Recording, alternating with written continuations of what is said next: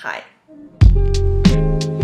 So I guess this is going to be part 2 of my learning and practicing Japanese series. And the first one was more of reading. This one I actually want to focus more on conversation and answering questions kind of more off the top of my head. I asked the subreddit Learn Japanese to ask me a bunch of questions in Japanese that would normally come up in casual conversation or something like that. Kind of like a Q&A type of session.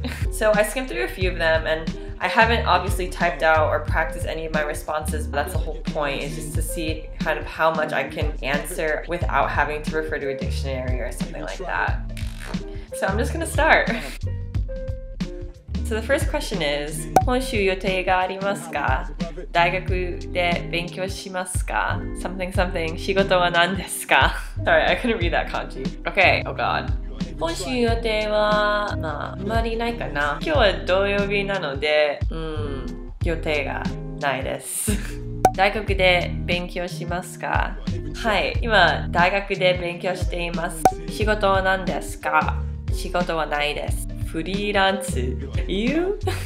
まあいろんなグラフィックとかファッション系の仕事をやっています。お箸使えるの？はい、使えます。毎日使っています。100% アジア人からです。海外にも四季あるの？ I had to translate that one. はい、四季あります。言う？変かな？冬、秋、夏と春も。お寿司食？食べたことあるの？食べたことあります。寿司が大好きです。結構食べます。外人って本当にみんな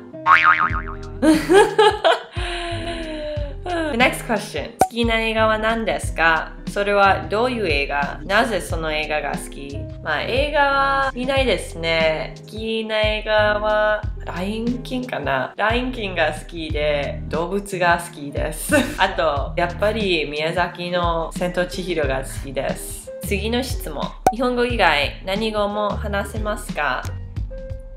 日本語あんまり喋れないけど、英語はネイティブです。okay, 次。どうして日本語を勉強していますか？お母さんの家族は日本人で、みんな日本に住んでいるから、勉強しないと、勉強しなかったら家族とコミュニケーションできない。いつから日本語を勉強し始めましたか？まあ高校頃ぐらいで日本語を勉強し始まったけど、その時は全然勉強したくなくて、上手にならなかったです。I hate this question. 気に入りの歌手は誰ですか？気に入りの歌手はあんまり、いないじゃないけど、最近ジャスティン・ティムバレイ聴いていますね。気に入りの音楽のジャンルは何でも好きって言いたいだけど、そういう人が結構いるから、ローファイとかジャズホップとか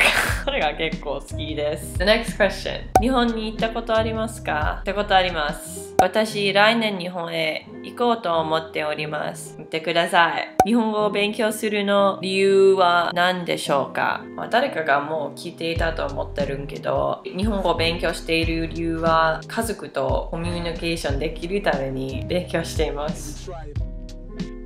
Hopefully you guys can practice using some of those questions on your own. Here's some questions that I want to ask for anyone that does want to practice. なんで日本語を勉強していますか？どれぐらい日本語を勉強していますか？日本語を喋るようになったら何をしますか？普通にどうやって日本語を勉強しますか？Thank you to the people that did ask me questions on the subreddit. It actually did help me a little more than I was actually expecting it to be. And hopefully these questions can also help you. So thanks for watching.